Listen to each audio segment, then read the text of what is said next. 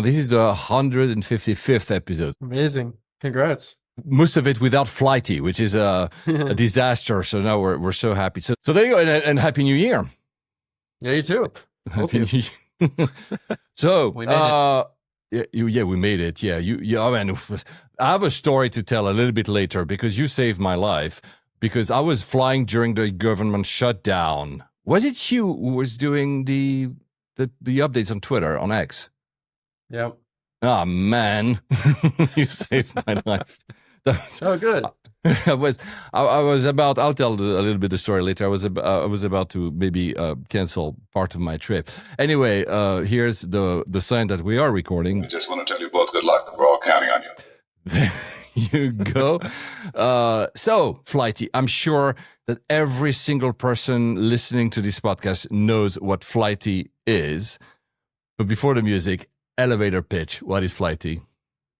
Sure. It's a premium flight tracker for people who are on the move. We have the best flight status and flight delays, so that you always have the latest information.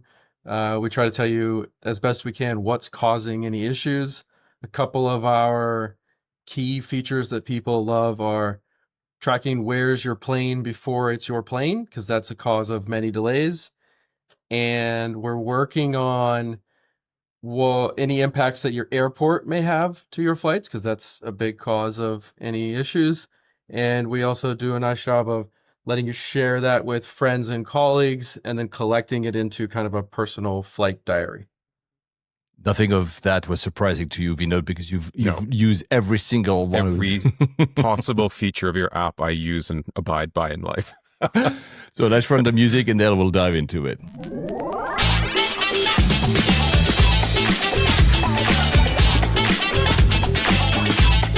So Ryan, we understood what is Flighty. We're going to dive into it. But maybe the first question is, who are you? Were you there from the start, and why did you decide to create Flighty? Were you solving a problem that you were having?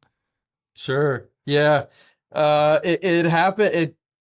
As all things, it happened at a Chili's airport. This time it happened Chili's in the airport. This time it happened to be in Fort Lauderdale. In my previous life, I had a prior app in a prior company. Worked for Apple a little bit. Did a little product marketing, and I was kind of looking for the next thing. And this had been on my radar for a long time. I basically I'm a nerd and an entrepreneur, and I kept a list of all the potential stuff I found interesting when we work on. And if something stays on that list for years, then it's worthy of considering to kind of build a company around. And this was 2018. I got stuck in the airport and I knew what you could do. I knew you could go find the prior flight and really piece it together all yourself. And I was doing that for all of my flights and family's flights. We all get the text from brother, mom, sister, brother, that's like, what's going on with this one? And we don't know how to do all the stuff. So the idea was, why isn't technology doing more of this for me so that I don't have to do it for myself constantly? And for people in my life or everyone around the world, why isn't it doing this? Because it can do it so much. There's only so much. Every 30 minutes, I'm going to go check my inbound plane and see if it's taken off. Or every 20 minutes, I'm going to go check and see if that storm hit the airport and what actually ramifications it's causing. But technology can do that every 1 second and just send you an alert. So why don't we build that? I'm not a huge flyer compared to the world I'm now exposed to, and that I know that people are doing, 90 days cumulative in the air last year, stuff like that. But I fly like a normal person. I fly maybe 1 or 2 trips a month, almost all leisure. And this one just kind of spoke to me in terms of, I didn't understand why nobody was doing it. I was frustrated that it didn't exist in the world. There were other apps doing some of the things that we do today, but and this is not a shot at anyone. A lot of people who are super nerdy about what the aviation space and what exactly can be done in terms of looking this stuff up don't come from the product design world. So when they build a product, it's very kind of databasey looking, or like just listing all the facts, because they just want to see all the data in one place. And I came at it from a product design world in terms of making amazing apps and knowing all the things about how to make them be fluid and work well. And the short story is, I got that drive up the Florida Keys, where you're on one lane highway and you kind of have to super focus the whole way. I was with my 88-year-old grandma, and I wasn't able to do my normal, like, where's the plane? What's the whatever? And it was New Year's Day, and the plane happened to be coming from Chicago, which is not great in the winter. And so we get to the airport. I turned in the rental car. I finally am able to click, do my research. And I'm like, oh, we are super screwed. There's no way this is going to be on time. We're going to be lucky if we get out today. So it was just like the straw that broke the camel's back. And Twitter is a big kind of thing in my life, and in kind of the product design world, it's kind of our LinkedIn. And, AV geeks are huge on it as well. And I literally tweeted, like, that's it, I'll do it. Who wants to do this with me? And about 40 people replied, and the original team is the three people that replied at that time, and it's still the core of the team, and it's the same 3 people. And I'd never spoken to them before. I'd never met them before. I'd never seen them before. Nothing. So That's amazing. an amazing designer in Norway who has flown his whole life, and is our kind of person who knows all the finer things about flying and knows all the aircraft types and knows, oh, you can't get from here to there, and that's crazy. And then we have an incredible engineer in Barcelona who is unbelievable at what his first thing that was super interesting to me is incredible at sending fast push alerts. His first job was building an app that would send push alerts every time a goal was scored in soccer matches, because he's in Spain. And so he was sending millions of push alerts in a second, because it's got to be right away. So part of Flighty's amazing push alerts, super applicable from there. And he also had a little bit of the aviation kind of travel background, but more so the engineering and product design background. So it's been a great marriage of the 3 of us, totally randomly, thanks to Chili's and Twitter. So you said Norway, Spain. Where are you based in the US? I'm in Texas. I'm in Austin. No, this is why I wear that T-shirt today. So this is a vintage. I haven't worn it in more than 14 years, nearly 15. It's a South by Southwest 2011. Nice. And that's yeah. I assume you were in Texas, but I wasn't sure. So I was like, I'm taking a little bit of a bet by wearing this T-shirt.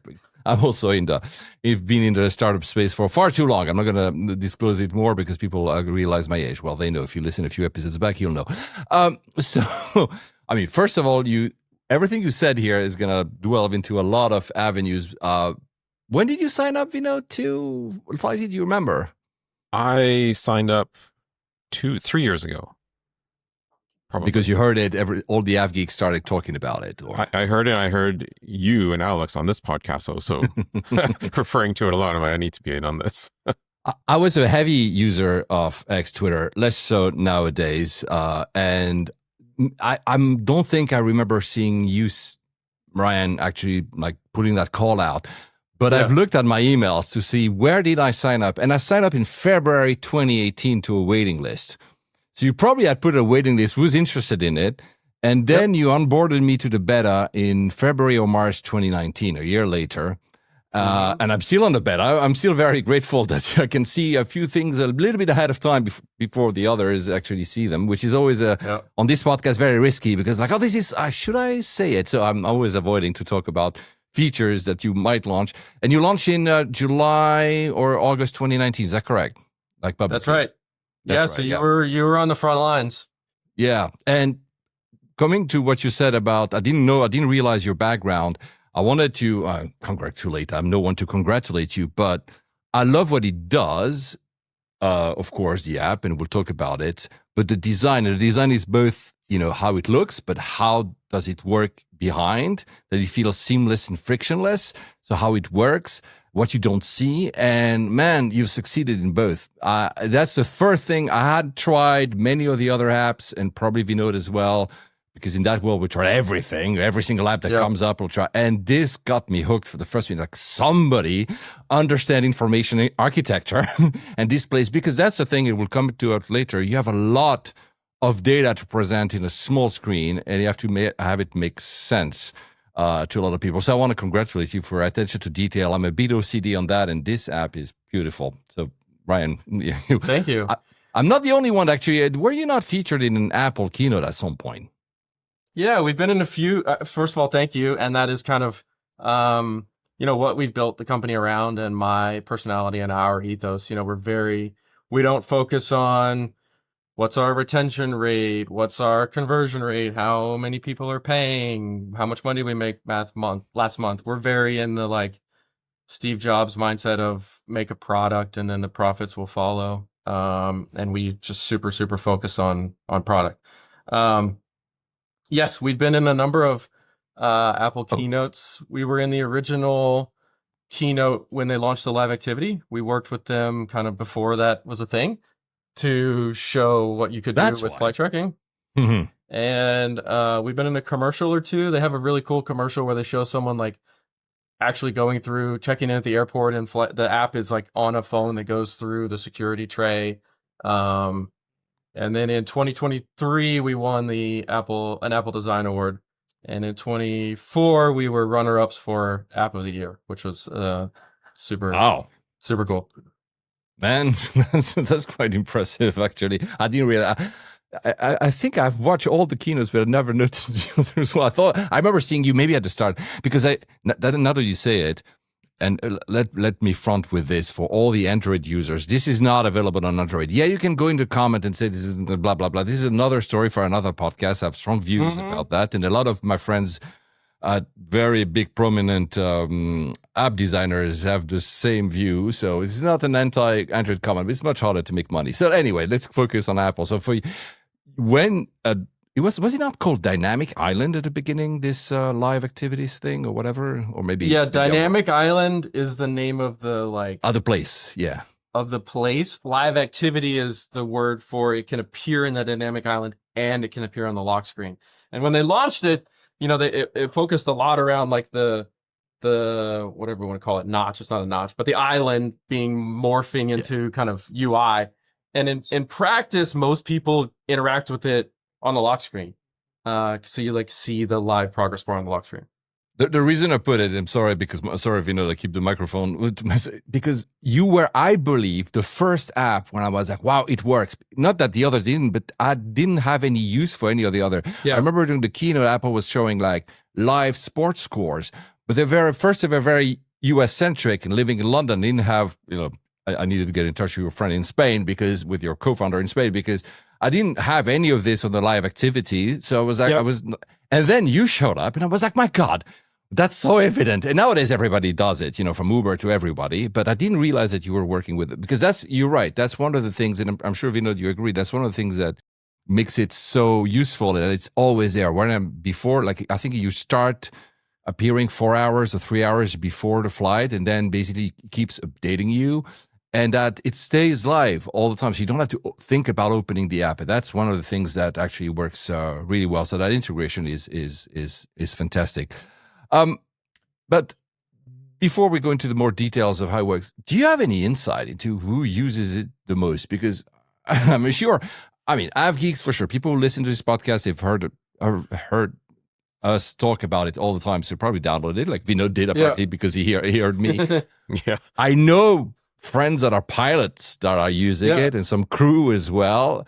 Did you have a view? Because you know a little bit the demographics? We know a little. We do, as you may or may not know, we do very little tracking. Like, you can download the app and sign up without ever putting in your email address, and we don't do any of the creepy location stuff and all that.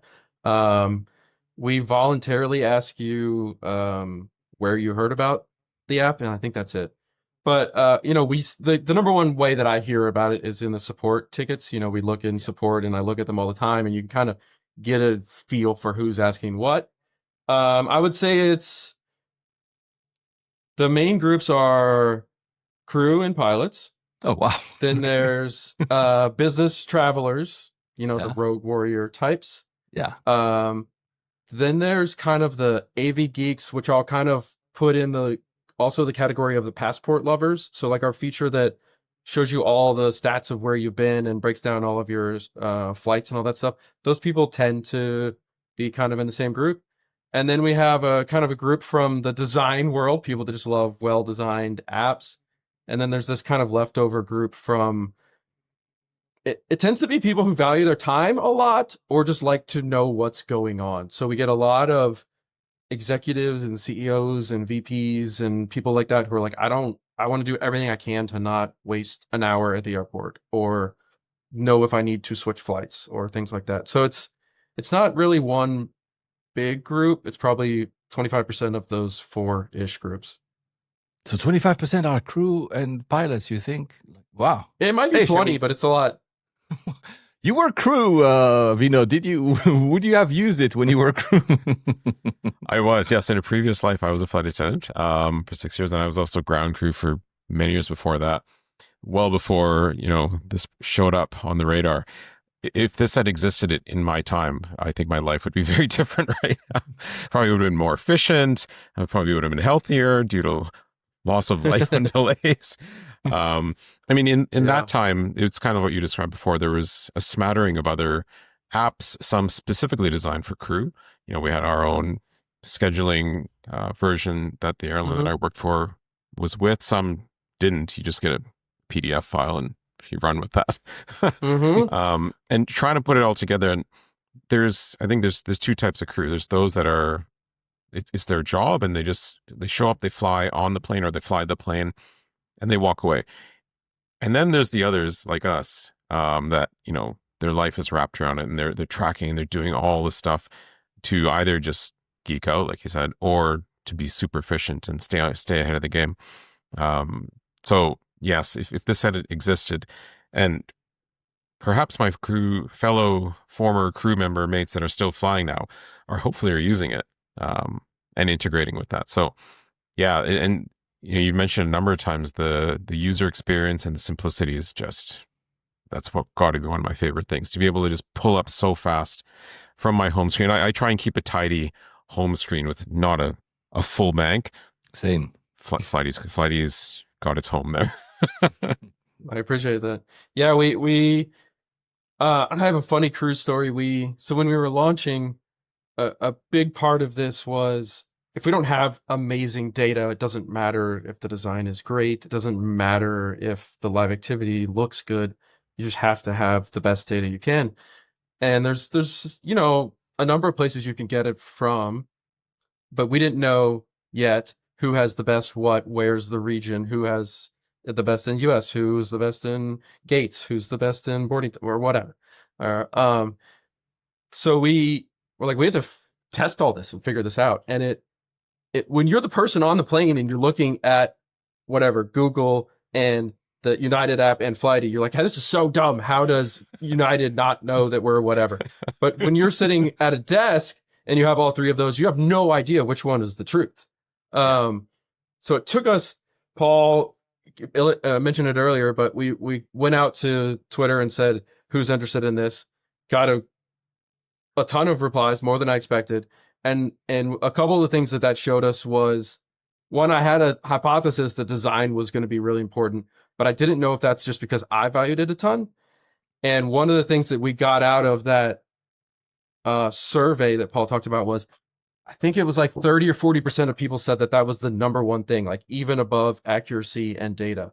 So that was really a good sign for us, because we thought that there was an opportunity to really nail the design. Like you said, there's a ton of data that needs to be shown, and it changes as you go through the flight. So the UI is very complex to design, and we thought we could nail that. But anyway, what we did with the crew is, this took us too long. Ashamedly, this took us like a week to figure out. We were like, how are we going to just start flying on every airline in the world to try to figure out what data source is the best?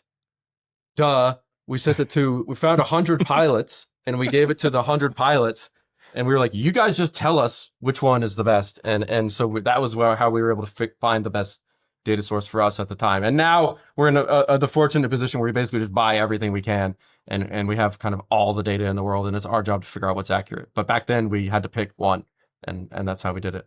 Yeah, because you mentioned earlier at the top of the show that you started this without like a background in aviation, so you had to kind of figure all these things out, which you had no idea. I thought like you guys might have like some background. It was like I know how to solve this. So it's a lovely story to start with. I'm just a nerd, and I've completely like indoctrinated in it now, and I love it. And these like systems and complexities and whatever, I love it all. Yeah. Would you say, and then we'll move on from who uses it, but would you say that with time passing and maybe the demographics of the people using are maybe shifting, and maybe also you're looking to expand, thus touching the general public, did you have to, or do you have to switch a little bit of focus on the app or not? I'm going to say one because I know that a lot of people will hate me if I don't mention it. You switched recently from using LHR for London Heathrow to actually using London, which I mean, don't worry, no, I'm not criticizing, but when I saw my first that's thought only in was a certain part of the UI though. But yeah, go ahead. I know. You can still find the 3-letter IATA codes. But the point is, when I saw that, my first thought that if I show that to most of my friends around who are not av geeks, they see LHR, they see like JFK is pretty well known, but they see some of these, like they don't know what it is. And actually our show, every single episode, not this one, has a 3-letter code. So is that, I mean, you don't have to answer specifically about that. Interesting. No, I love it because you notice such the like tiny things. And I love it. That one. So for the other people, you're not talking about the like main UI or when you're looking at your normal flight, you're talking about in the stats, in the list of here's all the flights I've taken. We recently made it more detailed is what I would say. So it used to say whatever JFK to LHR and have a date and an airline, a flight number. And now you can get what seat were you in, what class were you in, what's the tail number, what type of plane it was. So there's a lot more. You can press a little button that expands it more. We saw that nerds wanted to look through the list and say, oh, and when was that one where I sat in 1A? Or where was that flight where I was on the A380? And you can't really do that when it was more simple. In that exact case, I don't know if that was what we did. It was more because, well, if we show it based on city in my flights and we show it based on city in friends' flights, why do we show it based on code in the past flights? So it was more like aligning it across the app. And maybe you tell me, but I know we all know the codes, but sometimes you go to a new airport and you look back through your list and you're like, what the heck is whatever, XKZ or something. So that was the thinking behind it. But to answer your bigger question, the way that we approach the design is, and I brought this from my product design life. I had that previous life, and we did some work for Yeti, the like really robust coolers. And one of the things that we talked about when we did that was they build the products and they talk to the 1%. The like, I go out and I hunt 300 days a year, or I fish 200 and I beat the crap out of my gear and it's got to survive it in the harshest conditions. So they design the products for that. And when they talk about what the products can do, you don't see billboards that say like, keeps your ice cold in your Range Rover, right? You see like, keeps it cold on a boat in the middle of the Amazon. So that's where I kind of, that really spoke to me. So we talk about, and we design Flighty for can the super nerds use it and get exactly what they want to get out of it, and then dig into more if they want to dig into it. So you can kind of think about it as a show. We show you the kind of top line, and then you can dig as far as you want. And one of the benefits of that is the nerds like us can look and see whatever inbound plane is 42 minutes late, it's going to make you be 13 minutes late. That also is exactly what a normal person wants to read. And you and I go look at the map and see, oh, it's coming from Toronto. Oh, it's because it's winter. all those follow-ons, but a lot of people don't do that. So to answer your question, there's a little bit of, in design, you mentioned it earlier, it's called progressive disclosure. It's show me the top level and then let me keep digging in. And that's what we try to do. And we try to speak to the super nerds, give them the summary that they would come to the conclusion when they did an hour of research. They would say, oh, okay, here's the one thing that I would tell my mom or my brother or my sister. And it also works for the mom, brother, sister when they open the app. But also kind of expanding on your question, last year, so last year, it's 2 years ago now, 2024 Christmas for us was like a breakout moment. We went from being known and big in the aviation and flying world to, okay, now normal people are getting the app. We could see it in the questions that you're getting on Twitter or the questions you're getting in support. People are asking questions that, as a normal person, not someone who flies a ton.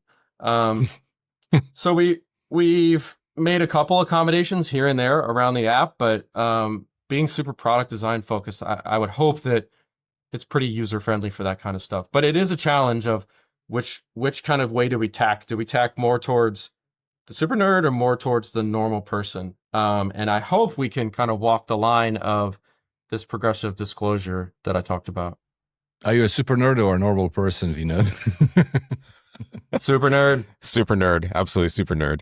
We all are. Yeah. It's just the way that the information presents itself is really useful in exactly that, the whole progressive nature. In a previous podcast that I was with, one of the end game was to arm the listening people with interesting industry knowledge so that when you're in these delay situations or other situations, you can approach airline, airport, or whatever it may be with back-end knowledge to speed you through.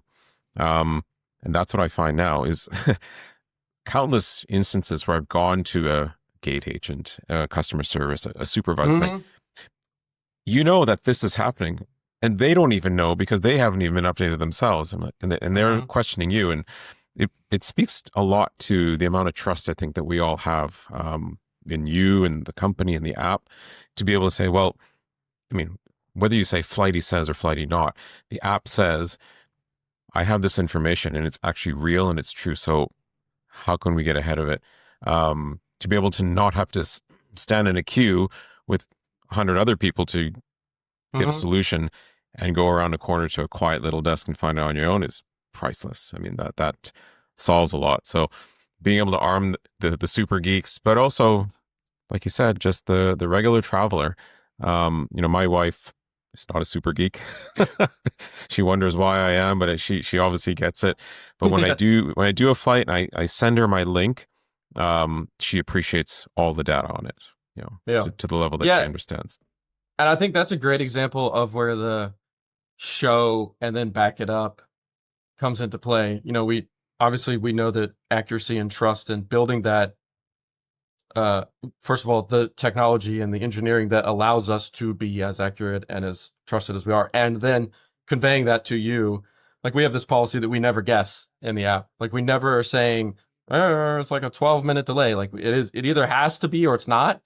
And the one place that we kind of guess is the predicted delays, but we make sure that it says the word predicted in huge letters across the front of it.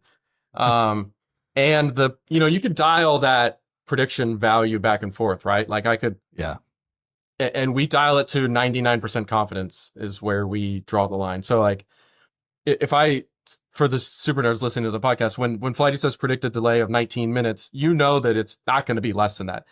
I actually read it and I'm like, all right, it's probably gonna be more like 30 because I know we're giving you a number where there's 99, there's no way that this plane can turn around faster than the amount of time I gave you. And so we want to be super trustworthy and kind of convey the confidence to you. And the thought there is that flying is such you don't have much that's in your control, and you don't really have much confidence of anything going on. And any amount of I know that this is going to happen. And then we show you what went into that of, here's all the steps that the plane took beforehand, like you're talking about. So you can go to someone and say, it's going to be 45 minutes delayed.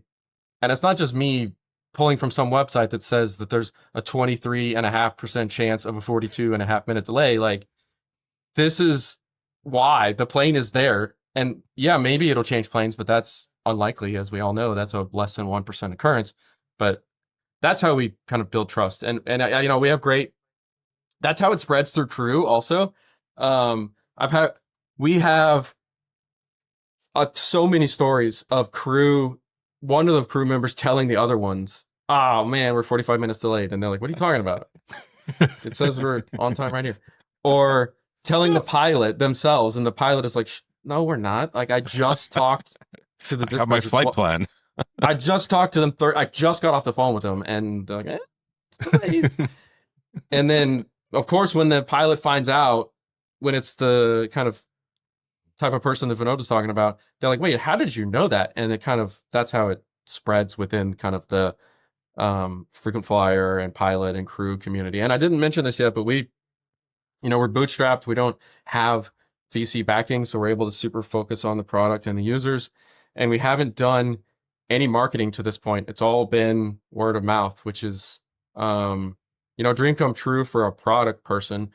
That just continually shows us keep making great features and great product, and the rest follows. Then I don't have to hire someone to run Facebook ads for $1 gazillion. Just keep making an amazing product. So we'll get back to the data because we have a billion questions. Don't worry, it's not a billion, but we have a few questions. But since you mentioned the fact that how people share it, like Vino just mentioned, can share a specific flight with a loved one or a close one or friend. And you said that pilots would do that, or maybe like business people sitting next to each other, like, oh, how do you know? But the other thing, honestly, that worked very well with you is that passport, the final year passport that we all got in the past month. I should say, we always say in every podcast, we're recording this on January the 6th, 2026. That is kind of your Spotify Wrapped. I mean, it's everywhere. Of course, many friends of mine are av geeks, and I follow. Yeah. I'm not a lot on social media. Try to kind of good for you. Good for you. Exactly. But what I see is a lot at the end of the year. Everybody shares this. So this is in terms of virality.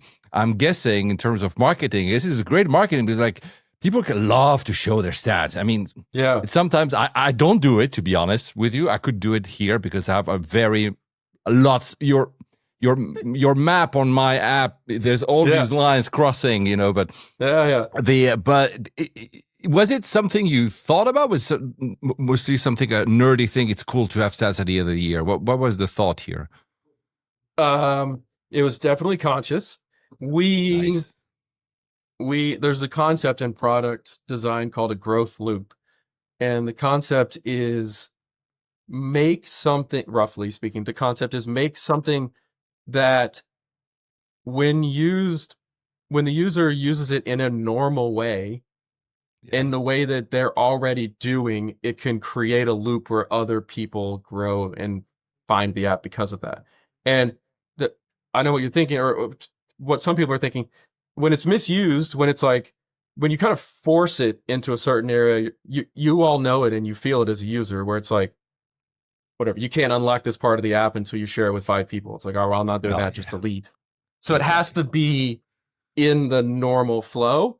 And because we're such a small team and we're so product focused, we basically look at the beginning of the year, we look 6 months out and we're like, what can we build? And there's a lot of stuff that we could do. And for something to rise to the top of what's the next thing we're going to do, it really has to hit on multiple levels. So you get stuff like the passport, where it fulfills the AV geeks kind of desire to see those stats. It fills kind of a use case for a brand new user who's just a normal person looking at it being like, oh, look at all the cool places I went this year. It fills the growth loop component of how do we drive the product. So when there's stuff that hits on multiple levels, as product people, it kind of rises to the top. And yeah, it was definitely on purpose. There was a version before the passport that was way more Spotify wrapped. It was like whatever that's called, vertical screens, and you could kind of tab through them like stories. And it was more built directly to share straight to social media, kind of the way Spotify wrapped is, like in that screen size and kind of with really bite-sizey, nerdy nuggets. And it didn't really hit. So we kind of went back to the drawing board and we were like, we think there's something here. What is it?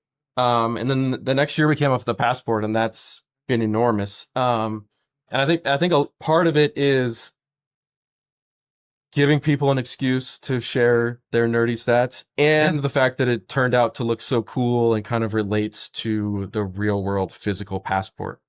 Yeah, that's brilliant. I remember the first iteration, but and I would say even that now you almost differentiate yourself because now everybody does it. Like my web host sent me a Spotify rap. This year it went nuts. This year it went too far. Why? It was like, yeah, my healthcare provider sent me my coffee. Like, exactly, why? Like, and they have literally nothing to say because most of them I don't really engage with. Anyway, so it's a good differentiator. But I'm sure because I've seen people also compare with each other. You know, like you go out and like, can you show me? Like, and people then are jealous, which is also the reason I try not to do it because I know I fly a lot. Not anymore. I used to fly. If I show you my full you know, the whole all-time stats. And I'm sure I'm nowhere near some of the people you must have seen because you must have seen some crazy shit. Let's be honest. Because the people are maybe your users will find or listeners will find interesting. The crazy shit. The one that the kind of barometer for us is 100 flights or more per year is okay. This person's flying a lot. And then the peak, like I don't know. I don't want to say it's the most you could do in a year, but like it's pretty close to it. Is 1 million miles in a year, and we see a few people hit that every year. Do you know they're pilots, or do you know they're pilots, or they're no? You don't. They're not. They tend to not be because pilots can't really like even consume that many. It turns out to like it's like 92 days of 24-hour days in the air. Wow, of a year. This makes you think of George Clooney and Up in the Air. Yeah, right. Yeah. Well, that's a good way to. The two people I know of, the two that I know of off the top of my head, are people who are purposefully trying to rack up as many miles as they can to get status. Like they're not. There's no reason other than just flying. This is exactly what I was about to say. That was the perfect way to get tracked to have like a status on an airline because I mean you need to invest. I'm sure. I mean you open like 25 credit cards and rack up them. Man, I mean. So did they send them to you as a like, look, this is you allowed us to do this? No, we just them. Oh, they eventually have so many questions that we notice in support. Like, what are you doing? And we'll see their stats. And I'm like, wait, I talked to you yesterday and you were going to like Sri Lanka and now you're in Alaska. Like, what? How is this And you kind of just talk to them, or they'll just tell you, like, I'm flying a ton. I'm using the app so much. They send you pictures and you see the kind of the flights that are coming up. Do you want to show your map, Vinod? Oh, you can do the full. Well, so it's a good segue. Especially we keep dabbling on this crew thing. You know, the years that I was crew, I've not put in because I don't think I even have a record of that much. And I also am like, well, is that my personal flying versus my career? That would really skew it. And I've been trying to like get this thing back. And you know, my question is also, how far back in history can one go? Because it adds a whole new offline activity. You know, with my toddler son now talking about travel and getting him interesting.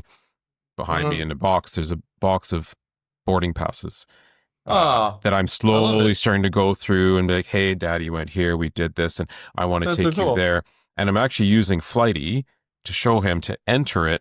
And I mean, your data's there. It's pulling. Some of it's, you know, going way back. At least it pulls the route, the basic data. But some of it's like, oh, I guess I've been on this aircraft before. Yeah. But yeah, I mean, it comes up. For now. Woo. Wow. Nice. That's pretty good coverage of the world. Yeah. Getting there. And you know, it's a game. I go through some diary or, you know, when I put photos on Facebook at one point, I'm like, oh. Jeez Louise, Paul. 2,500,000 kilometers. That's a lot. But it's not everything is in there, which is why I'm killing the planet by myself by doing that. But that's an interesting point, though. You introduced this. I'm guessing at some point you introduced the ability to go back in time, which I started doing, which is why I have all this. This is not since 2019 Yeah. since you because especially with COVID, where did I fly? None of us were flying, or most of us were not flying. So did you, because it allows us to maybe go into the data bit? Did you partner with someone who has all this data? You don't have. And by the way, I want to make it clear for the audience here: we're not going to ask Ryan of any secret sauce or whatever. And we're just trying to understand a little bit how the black magic works, because it feels you're doing. You must be pulling for so many sources. But let's start with that, since Vinod raised that point. So is that something you partner with someone? I was using someone. You don't need to know to tell me if it was, I think, Flight Stats. I was doing that on my own on an Excel spreadsheet. I was going like this flight in 1997. It's not on Flighty actually, because I didn't have time. And I was going on Flight Stats, and I was like, and I bought this premium whatever, and they had like some of the routes and some of the gates, and I had like this huge spreadsheet. You killed my spreadsheet, man, because now I can have everything without. So is that the kind of stuff you partner with, these type of data providers that have just these for the just for the other super nerds listening, you can also export CVS at any time, so you can have your spreadsheet back with the data that we've enriched it with at any time. We've made sure that we don't like trap it in there. You can put it all in. We'll do all this shit ton of work you're talking about, of what was the tail, what was the actual arrival time, what was the plane model, and then it's all in the CSV that you exported. Yeah. It's so interesting to talk to people across the spectrum about this, because we get people saying, well, this is not, anyone could do this. This data is out there and available. Why is it so expensive? Why isn't anyone copied you? Why aren't there tons of competitors? And then we get people like you guys who are like, dude, where are you getting this from? And this must be complex and hard to do. It's the data. So my previous company, which I mentioned briefly, was a weather app, and I didn't realize it until this, but that taught me a lot of how to deal with data providers, because it's a similar thing. People think the weather's all the same and the forecasts are all the same, and they're not. There's different varying degrees of quality for forecasts in different regions, and history is also equally hard there. So the short answer is, yeah, we know all the providers and all the intricacies of who can get what where, and this person doesn't have that. And we're starting to build our own. We've kind of gotten to the edge of the internet now, where we're kind of pushing up against what's known out there, and how do we start to add our own into this? The high level is, for the historical stuff, this doesn't make any sense until you think about it, but historical flight data is more expensive and harder to get than live flight data. Like if you go out there and you try to get American Airlines 101 tomorrow, that's not that hard to do. If you go get American Airlines 101 5 years ago, that's kind of hard. 10 years ago, that's kind of hard. 15 years ago, it's super hard. And it's expensive and difficult and sometimes impossible to do. So the amount of just raw dollars that we paid per flight that a user was tracking is, I want to say, 10 times more for you just entering a historical flight. So that's why you have to pay to enter flights that are older than a year old, because it's really expensive for us to gather and pull all that data.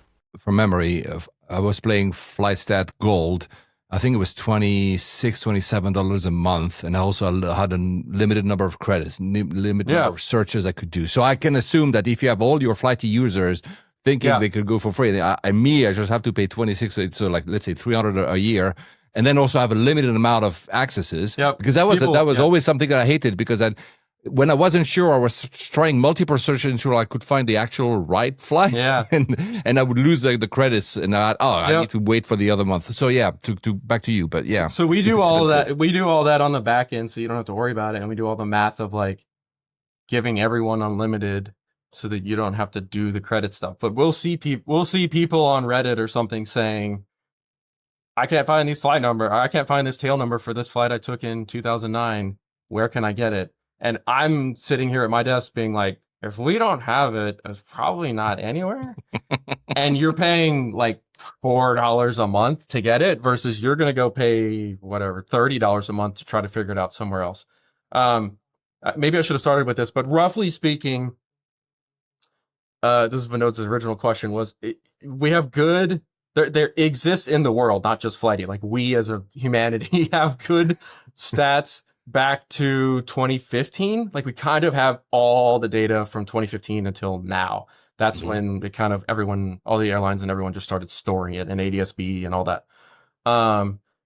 Then between 2016 and like 2007, it starts to get spotty. Like let's say we maybe have like 30% of historical flights, and then pre 2007, it's less than 1%. Wow. So that's kind of the rough way it breaks out, and and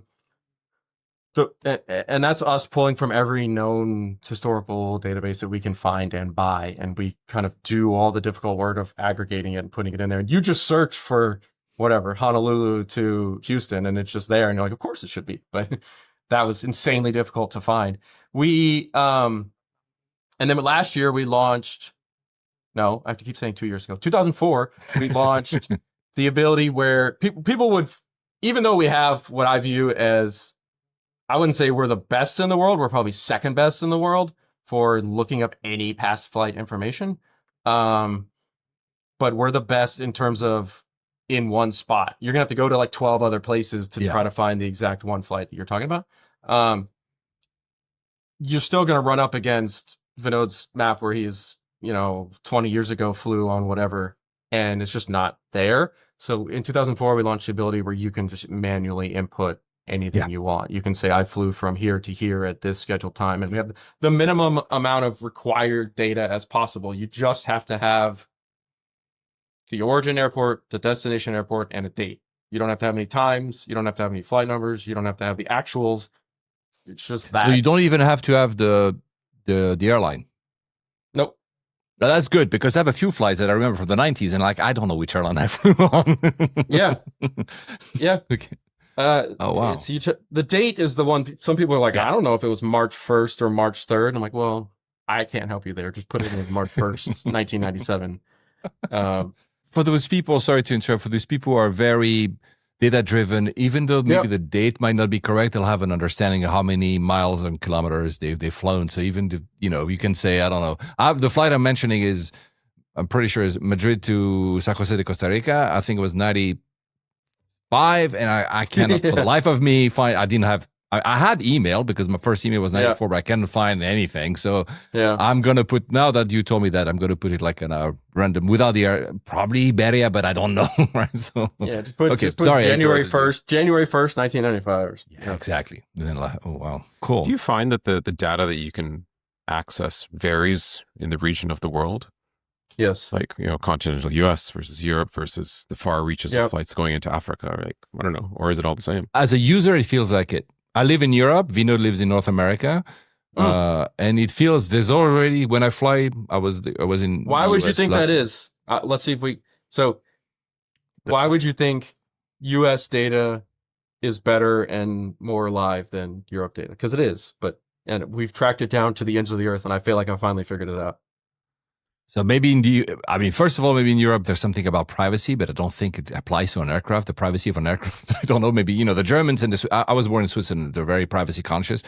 Yeah. Maybe they're GDPR type of stuff. Maybe they have to delete the data after a while. I don't know. But at the end, it just seems that people they're more road warriors, and taking the plane in the US feels like taking the bus, taking the plane in Europe. I mean, it's not there yet. Of course, you have the low cost and whatever. But I to be honest, no, I don't have an answer to your question. Vinod, do you have a feeling? Guess? I was going to say, just based on sheer volume and the fact that the continental US, Canada is the geographical spread. And Paul, you kind of touched on it. Your road warrior in Europe is on a train as well. Yeah, and maybe simply the deregulation, and just that the US has gone further into like the sign. We'll talk about the shutdown a little bit for your updates to the shutdown. But I was flying when they finally signed, the bipartisan whatever, and then everything got solved. And I was thinking, you know what? It had to be air travel for them to sign something. So air travel is so important in the US. Not that it is not important in Asia, where I used to live, or here in Europe. That maybe there's something about that. But then honestly, or maybe simply, I don't know, simply the fact that there's a more general aviation as well. It's more free. But I have no idea, to be honest. I'm just let me shooting try at to- clouds. Let me try to remember to come back. But let me say, for the people that are, what you're saying about the shutdown is, and it really kind of got ingrained in my brain, this shutdown was, this is going to sound crazy. I'm an American and I love being an American. Let's just say that. When our congressmen get at a stalemate, they use ATC and air traffic getting totally screwed up and screwing up everyone's travel as the final pressure point for the American people to be like, that's it. You guys got to make a deal. I've had enough. Like that's so, you would have never predicted it in a million years, but that is the thing where when it gets to that line, people are like, that's it. I can't take it anymore. Travel, air flights are getting screwed up. You guys got to make a deal on whatever, taxes, healthcare, yada. But that's how it works. It's crazy. And sadly, for that reason, I don't think ATC controllers will get put on the list of essential workers who get paid. Basically, what happens is they don't, when the government shuts down, they're required to go to work. Yeah. Like by law, but they also aren't getting paid. And they're not on the list of you're required to go to work and we're still going to pay you. Yeah. So we haven't still answered your question. So I don't know. I'm shooting at clouds. You were close. You were close. When I say it, it's obvious. The U.S. has how many airlines? 5. Yeah. And Europe has 100. It's not consolidated. And so like if we have whatever 5 or 6 airlines that, as long as they have good infrastructure, we have all of America or North America.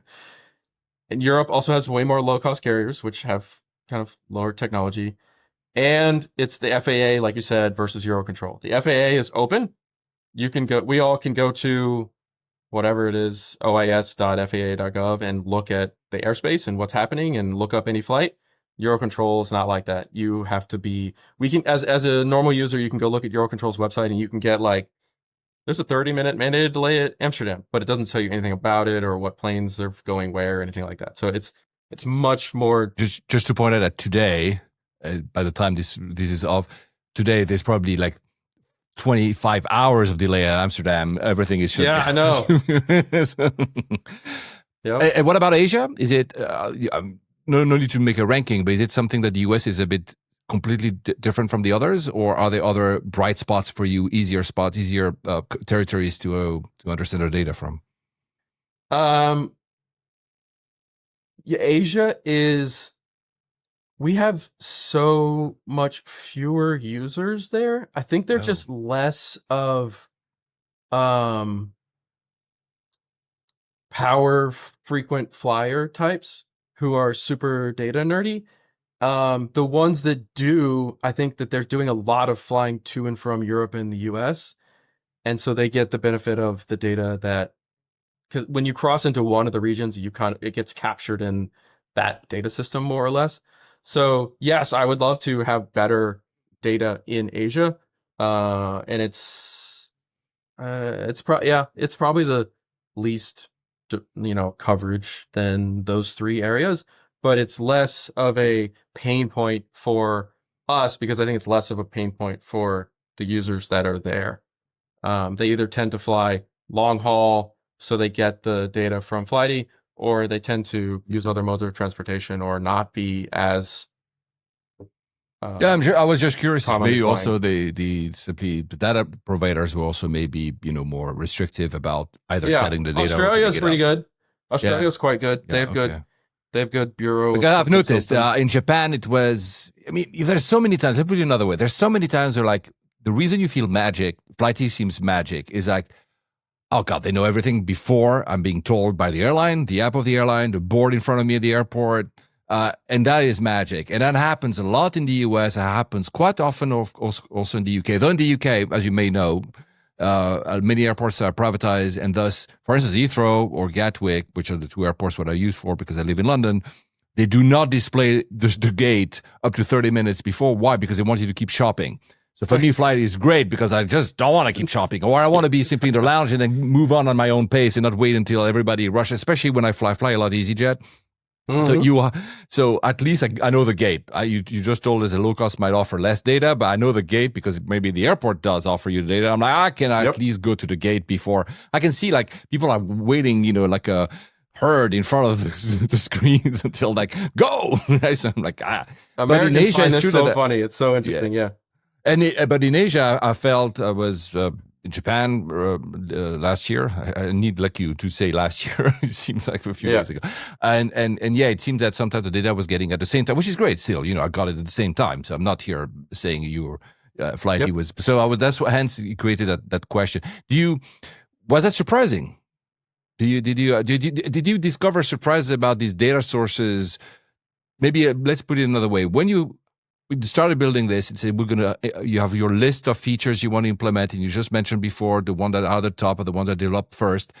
Mhm. You rely on data still. Were you like surprised at some of the data? Like, I thought his data was great, but it's crap, or the opposite? Like, I thought there would be a lot of stuff about this, but there's nothing, or the contrary. Like, oh wow, there's a lot of data about something we didn't even realize existed. What did you have any surprises? That's a really interesting question. I hadn't thought about it in a while. I think I knew I knew that it wasn't a central repository. I knew that there wasn't like, hey, everybody put your flights in OAG and everybody shares it to everybody for free. I knew that wasn't going to happen. Um, I did not expect. I didn't yet fully understand the ADSB dynamic of, okay, the takeoff time and the where it is in the air and the landing time. That's easy. We got that because anyone can grab it with an antenna. What is the gate? What is the departure time? Is it late? That's hard because the airline or the airport or your own systems are going to have to know or predict that. And okay, do you have a data agreement with whatever Mumbai and Air India? I don't know. So there's the permutations of all that I didn't fully understand. I'm also I had no idea the way that this is my understanding, and the way that the data flows for people out there is Delta and American and Lufthansa and British or whoever, they pay for and buy ADSB data from middleware providers such as FlightAware and FlightStats to use in their own analysis. So in a way, you could say Delta's paying someone else to give them data on their own planes, which seems crazy. Yes. You would think they know all these things, but there's reasons. They need to know other airplanes. They're not ADSB operators. They don't want to do all these individual agreements, yada yada. So the way that it flows is very strange and interesting. And then certain stuff like the app does not have boarding times right now. Yeah. And that one, it just doesn't exist in any of these data flows. One of the things that we commonly saw a couple years ago, and it's getting better, but not really, is all this data flow exists for enterprises. So what I'm saying there is the middleware companies, like, their main customer is Delta, Boeing, Collins Aerospace, GE, and Rolls Royce, seat manufacturers, like refuelers, like all of these big enterprises. So what the incentive there is, they want to get really good data about when does the plane push back, when do we think the plane's going to block in, when do all those types of things. So if you start saying what gate is it at and is it delayed, they're like, I don't really care about that as much. Like, just look out your window and go to where it is. So we had to do a lot of work to put the enterprise like angle that they have on things into a consumer angle. And we would ask questions like, well, how do we get the boarding time? And would look at us like, well, why do you need that? So we were kind of the first, and I guess we still are, like the biggest player who's asking these questions from a consumer point of view. Yeah. So we're kind of having to educate them along the way as we go of, well, we need to get that, and here's how we could figure it out. So to answer your question, Yeah, the data, I go back and forth. I have a love-hate relationship with it. Sometimes I'm the one on the team that deals with the data providers and the contracts and like, where do we get more of this and why is it so bad and how do we fix that? And I feel like I know way too much about it, but every once in a while still I'll find something that I'm like, I had no idea that's the way that it worked. And it's unfortunately super fragmented. ADSB was an amazing idea and it is an amazing execution, but the way that it got privatized is pretty unfortunate in terms of just data silos and the way that it really is only once the ADSB starts broadcasting really limits the kind of data applicability of a whole flight's journey. Another one that is incredibly hard to get, we don't have a solve for it yet, is security wait times. You know, that if you Oh were to yeah. tell Vinod, your wife, like, hey, she's like, well, how long is the security wait time going to be? And you're like, oh, I don't know that. To her, it would be, well, what are you talking about? Like, that's the main thing when I'm flying. I need security wait times and I need boarding. Yeah. What are you talking about? Yeah. Yeah. And it just is not yet possible. It will be someday, but there's not a central aggregation for it. There's Oh, not there's no anyone. API. Some Yeah, it's some not an airports might do it for API. themselves, but they don't share it. Right. Cleveland does Yeah. it. So I think there's like, I think, I know at some point I've known all the numbers, but of the top 100 airlines or top 100 airports in the world, I think like 17 have security wait times. So even if we did all the heavy lifting of putting it in the app, it's still whatever percent coverage of flights that is. So we need to figure out a way to do it that has way better coverage, and we'll figure it out and it'll happen eventually. But it's kind of an example of this stuff just crazy fragmented. There's not a one source. the ADSB, because I know that's something Vinod also loves. The ADSB in your app. I wasn't realizing. I was assuming you were using ADSB, but you now told us. The thing that I really love about your app is that you keep you have the estimated flight route, and then after Yeah. the flight, or even during the flight, which is the most incredible, I actually can see where I am. So, for instance, I did like London to Chicago with United. There was lots of turbulences. So the pilot announced in the start, that's guys in the previous episode, if you haven't listened to it. And we went a southern route, and I can not only I see it now. Okay, oh, that's cool. This is the way we went, but you keep it as well. So is it using ADSB? What data do you use for, or you use like another multiple layers of? Again, no need to disclose a secret No, sauce. I can answer this one. You know, we get compared to Flight Radar 24 by super nerds like us, and there's a list on our website of the things that we have and they don't have, and it's an amazing service. I'm not saying anything about that. It's a different use case. And one of the things that was and I think that they'll do this, and I know the guys over there and it's on their radar, but they don't have flight plans. So like if you look like, hey, I'm going from JFK to LAX, you can't look in there and see the route you're going to take. And so they're not doing the estimated time, like, oh, you're going to take a long route. It's going to be longer, or whatever it may be. You're going to go south instead of north, which was shocking to me when I looked into it. And, they'll get to it. We get the flight plan from lots of different places, and we get the ADSB from ADSB, and we just do a lot of UI work to always make sure it looks obvious when you open it at any given time. Like next time you're flying, now that you're digging into the nitty-gritty details, before like here's some interesting checkpoints. 24 hours before your flight is when the plan will show up. So you'll see the flight plan in there. It's higher fidelity in some places, and it's sometimes it's an estimate, because the place that actually comes from is the airlines ops center. And so it depends, like does United actually look 24 hours out and do every single plan, or does it just take what was the last plan of the flight that was right before this? They all do it in different ways. And then, but eventually it has to get updated, right? Eventually a human looks at it and makes it. So we start showing it 24 hours before, and it's oh man, I got to think about this. Where your plane, we always want to show where your plane is even before it's your flight.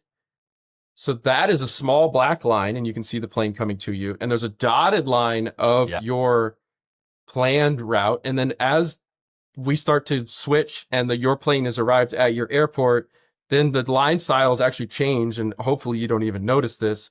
And so you can see that the real route becomes blue and solid, and the planned route then becomes dotted and light blue. And it all is kind of moving and changing so that it makes sense at any given time, but it's not the same through the whole journey.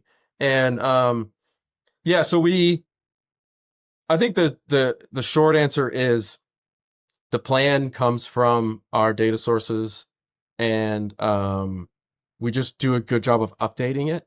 A lot of other services will, all the stuff that you guys are hitting on is, and when people talk about why is this hard and why is there not a competitor or why is it different than XYZ app, a lot of it comes down to we do some XYZ the right way. And a good example is we pull in the flight plan at 24 hours, not way before and not way after, because that's the right time to do it.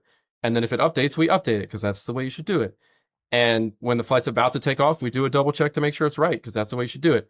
And then as the flight progresses, we don't lock the flight plan that when it departs, which is what a vast majority of other services do. If it changes, we update it. So there's a lot of those, it just works how you think it should work because we're thinking about it way too much and staying awake at night. Well, you're teaching the industry how to properly make it work, right? Because unfortunately, yes. Yeah. In terms of competition, yes, there's a lot of, we see, you mentioned it, but like we were the first people to do the live activity for the flight tracking. And if you go look at all the airlines live activities now, some of them, Air Canada, I didn't say it, but Air Canada's, oh my gosh, it looks exactly like ours.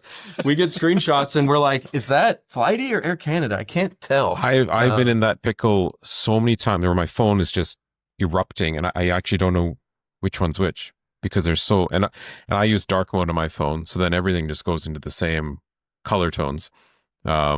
It's almost like a game because Air Canada, is that true, Vino? Because you fly Air Canada. Air Canada is really the same motif, the red, the whites, the so blacks. Similar. It's so similar. But yeah, but that's it's the way the world works. It's it's the way the world works. I as a designer, I kind of have that annoyed streak in me and I'm like, do your own thing. And I have learned where are the legal lines for what's too close and what's not. And we've had to tell a couple people like, okay, like come on, that's too close. And we have decent IP lawyers who get in touch when it's necessary, but we don't own a gate badge being yellow and like a line being green. It's the encompassing, like, one of the tests that they use is does it look so similar that there's no way you came to that on your own? And this is an important and it would, if you looked at them side by side, it would be genuinely confusing to a user which is which. It's one of the tests that's used. But let's go back just a detail. I know because we have an audience of details. We did love that geekery. Yeah. Because when you say that route map, what do you do? Again, you don't have to say it because I know you have competitors and they're trying to copy you, but they're always behind. But what I flew last year. I flew over from the top of Africa to the south, and we know that coverage in the middle is basically absent. There's nothing, right? So, but more interestingly, I didn't have Wi-Fi on that flight. Thank you, BA, as always. And but still, the app was getting. So of course, I mean, you're taking probably an assumption of where the flight is, but it was pretty amazing. And the second part of my question, I can see sometimes, even on my Apple Watch here, sometimes the time, you put a remaining time until we land. The time at some point gets updated. So I'm guessing that's because you get Wi-Fi. So first, maybe how you just do a guesstimate of where the plane should be now because you have the first part of the route, there's no more Wi-Fi, and you kind of follow the route. And then do you actually update if you have some, how these... It's disappearing, thank God, because Starlink is coming. But you know how these... I know. The messaging. I found that I can work with Flighty over the messaging, bundle that they give you, right? So is that what you do? You're pretty accurate. Yeah. This is it's interesting. You know a lot of intricate Flighty details. I'm surprised you don't know this one. So the way that it works is... Sorry. It's okay. So I'm supposedly, hopefully I know more about it than you, but due to the live activity and the way that data flows, when you connect to an airplane's Wi-Fi messaging only tier of Wi-Fi, which is, I think, almost always free. I'm sure there's an exception. Yeah. But you can simply connect to the messaging only tier and not pay for the full internet. And we have a way of getting live data through that. Bravo. Thank you. And the way you can, it's not a secret sauce. It's out there. The way that it roughly works is messages. So in order to enable messages on the messaging only Wi-Fi, they open certain, let's just call it a port. And that port is to APNS, which is Apple's push notification service. So any app that uses APNS to send their push notifications will go through this messaging port. And we use that, and there's like a tiny data limit. I think it's like 100 kilobytes or something. So we pack as much data in raw text as we can to send it through that messaging port to update the live activity and then to update the app backwards. So instead of it updating the app and then the live activity, it goes backwards. And what has happened is if you disconnect it, there can be issues.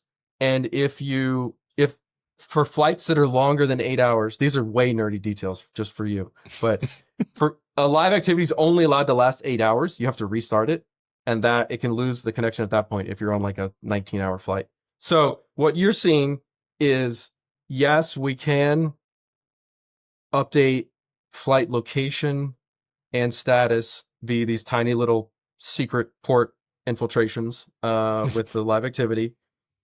And we also put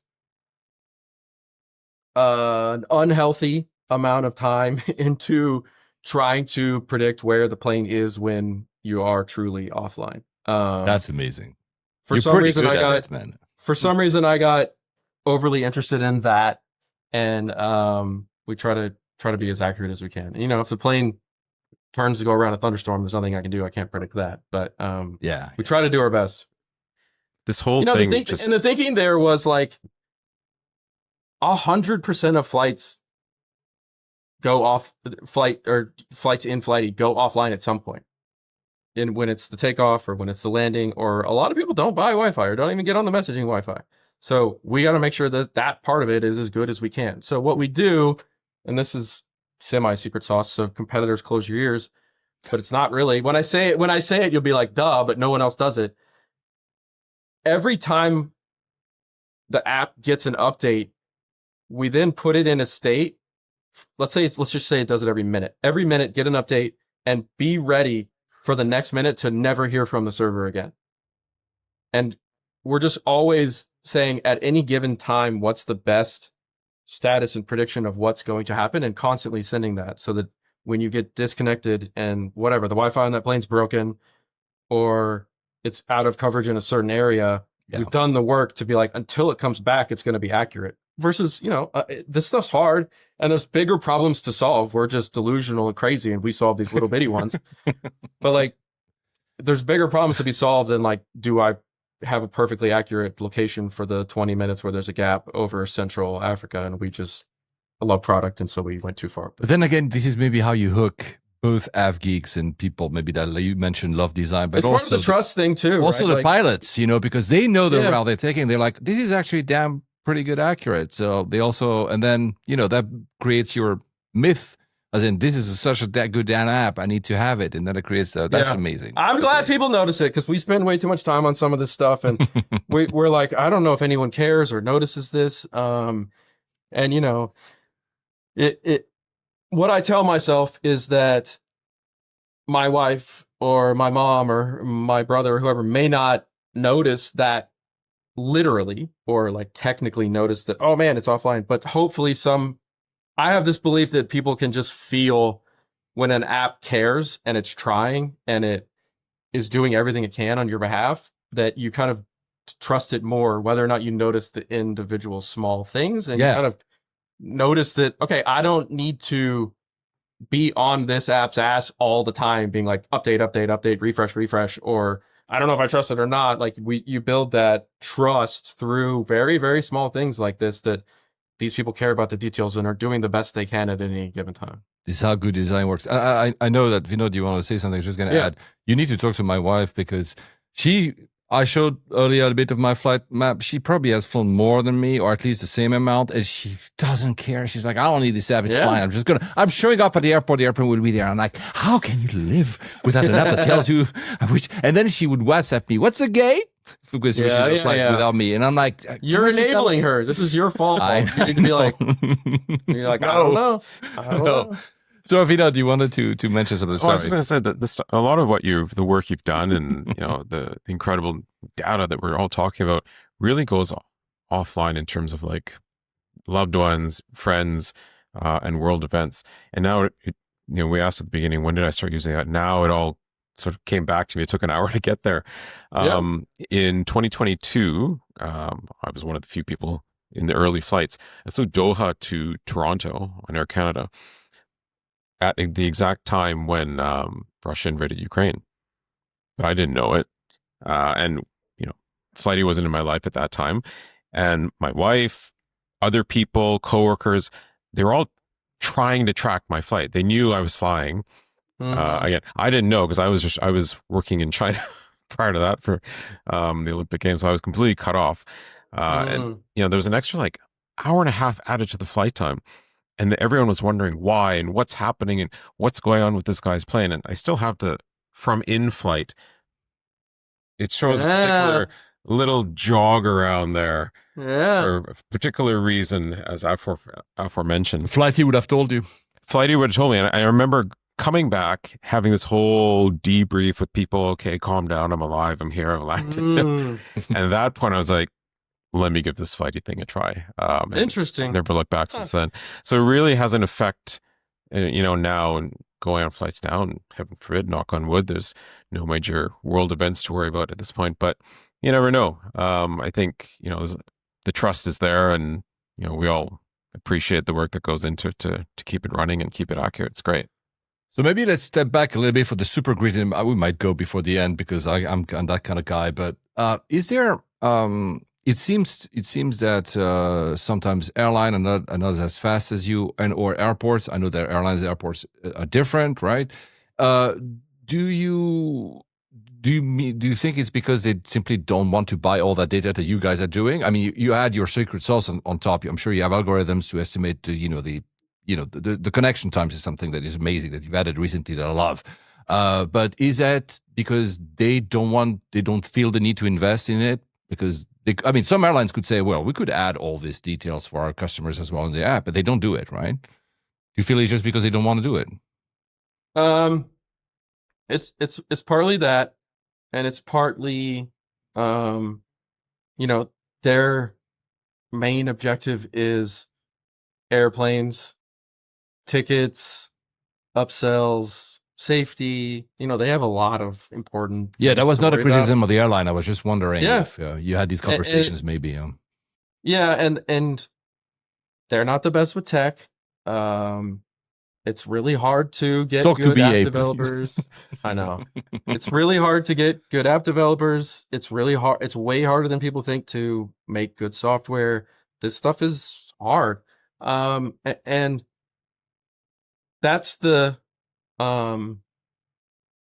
optimistic take on it. The pessimistic take on it is that it's not in their best interest, that their goal is to have you sitting at the gate at the scheduled time, not asking questions of the gate agent, not calling in saying what's going on with my flight, not pinging them on messaging, all those things. I don't think that's the majority of it. I think that's probably 20 or 30% of it, and 70 or 80% of it it's just not a focus for them. But they go kind of hand in hand. Like their focus is safety, moving people, tickets, passengers, upsales. Ours is tell you the most accurate information as fast as possible. And it just kind of, that our level of effort goes into the thing that is our goal and focus. I think they also go ahead. They've gotten better. They've gotten better. It seems like they're starting to get it a little bit. United is doing a good job of being on the forefront. United, I was like, wow, this app, it gives me like a countdown, and Lufthansa tells me how much time they estimate within the airport. I was in Munich, which is the airport, how much between two gates I need to walk. There's 13 minutes. And I'm like, wow, they're starting. Yeah. But overall, still the big picture is still you, right? You have all the details, but maybe some of the. Do I need to know that it's 13 minutes from you? Maybe, I don't know. But well, it's a good question. We've talked a lot of good things about Flighty. We have to get to complaints at some point. The compliments are nice and I love them, but like, give me the complaints. Let's make it better. But to answer your question, good. At the end of the day, my belief is we will win and do continue to win because it's our goal is 100% aligned with the passenger. It's as fast as information and as accurate as information as possible. And we don't have any qualms of telling you that airport's closed, that airport's going to have an issue, that flight's overbooked, like all those. We don't have any conflicting incentives. You don't have skin in the game. Yeah, exactly. And we also track every airline in the world. And so all these features you get for every airline. You don't have to download EasyJet, then Lufthansa, then Air India, then Air Canada. And probably because you mentioned they might not want you to know everything, because a lot of, we know block times and flight times are not the same. And sometimes they'd rather keep that very blurry to the most of the traveling public.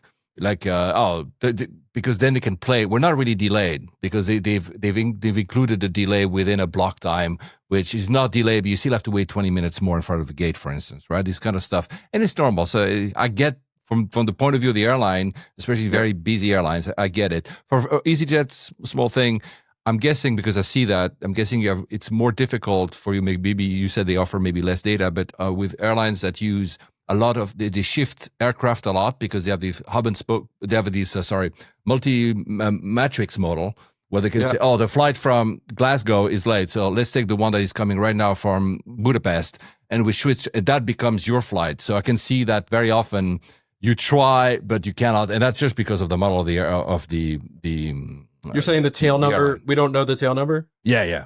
And understandably, because sometimes they don't even know themselves, right?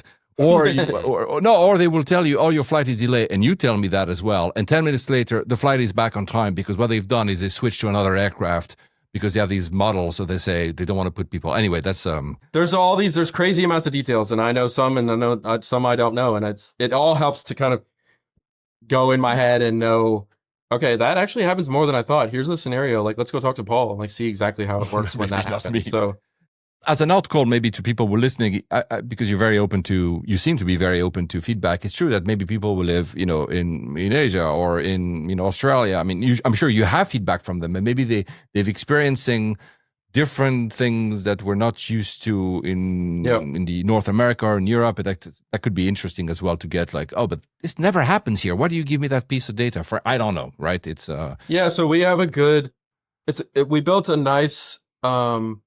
The way that it used to work is people would just send us an email saying EasyJet undelays their flights a lot and you guys are late in picking it up or something like that. And now at the bottom of every flight, there's a button that says report data issue. Yeah. And that goes into a specific database and it asks specific questions that we need for that type of scenario.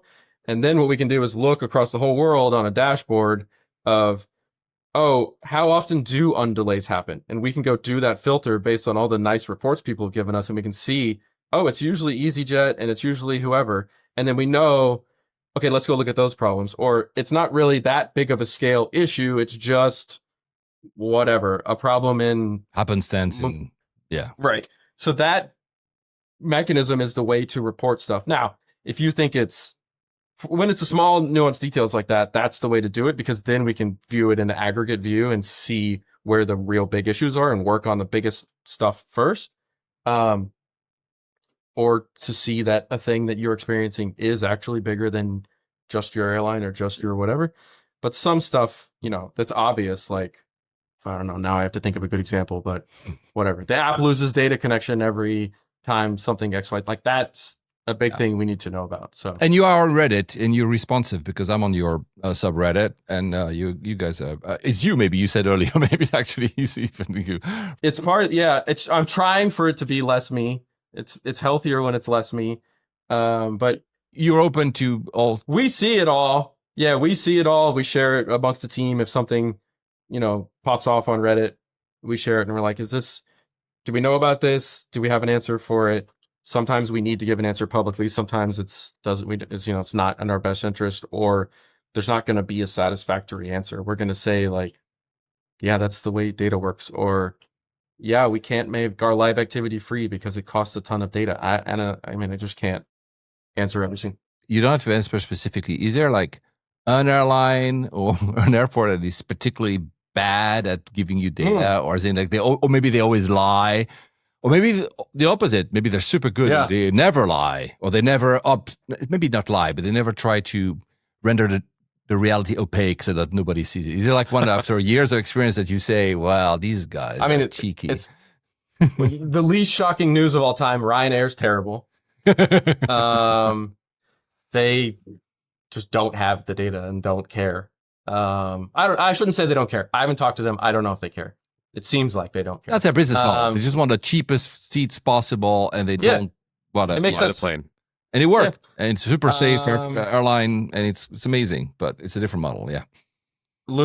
Surprisingly, Lufthansa and British are not great. Well, I'm not surprised by British, but Lufthansa was, okay. Oh, wow. They're, from my point of view, I would have thought they're so big.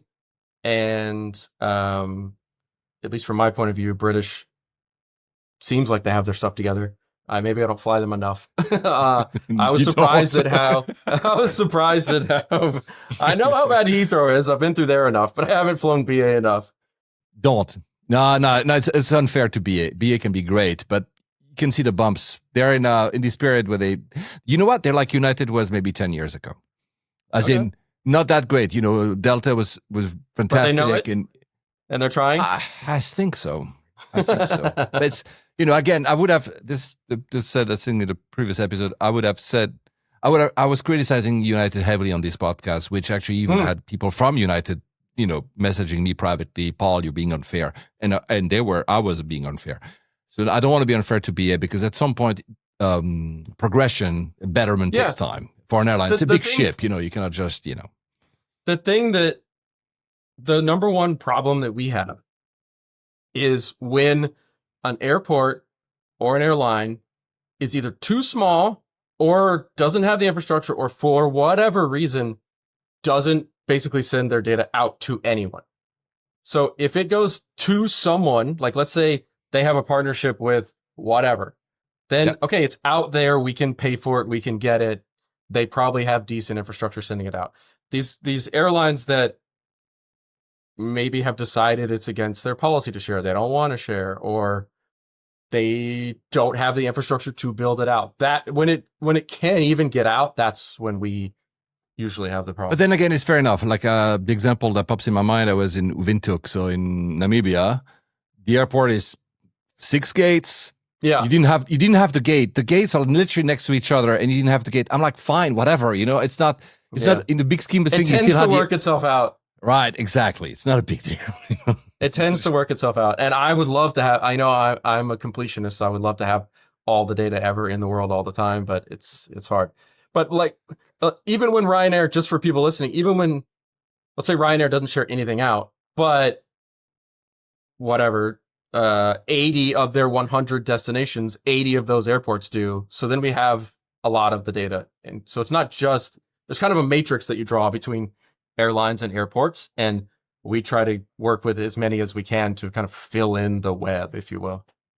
Do you have an airport that behaves always worse than what you think? As in, maybe you have some congestion data and then you say, oh, come on, this airport, it's always worse than we even see it. Is there... You don't have, again, maybe I know our audience love these stats. I'm overly candid. I'll tell you things I shouldn't tell you. I don't think so. We have the nuanced annoyances that bother us are like like you being a super nerd about an aircraft. Like it's way down in the details where we're like, why do they do that? The main stuff is pretty good. Vinod, are you here? That's you. There sorry, is go one, ahead. Yeah, please. Oh, there is one data stream actually. Now that you mentioned it, in my mind, it sits in a gray area, and I find this with across all apps is once you're taxiing, you're assuming you're taxiing to a runway, and it may take a while, and there may be delays in the mega airports. The world of de-icing comes into. I'm sure your friend in Norway will probably have thoughts on this. I find it never really. It's a hard one to capture because generally de-icing companies are third-party providers, and on an aircraft plot map is just sitting on a pad and it's spending time theoretically taxiing, but it's not. And de-icing delays I've been delayed downline many times simply because of de-icing delays. There's nothing that anyone can complain about or will complain about because safety is key. That's one I would think. Then again, Ryan was doing a weather app before, so he understands about like weather forecast over an airport. Maybe I don't know. Yeah, and that's the only time. You're right. I've done that. I've spun the globe and zoomed in and saying, "Well, okay, it's a lot of red over me right now," so I can tell. Yeah. What? I'm gonna do a product interview. Sorry. What would you like it to do? I think if there was a way to predict.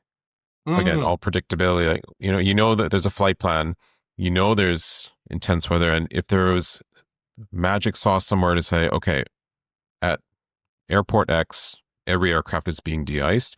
Okay. Can you throw a 15, 20-minute ad into taxi or time probability, prediction, maybe. A probability?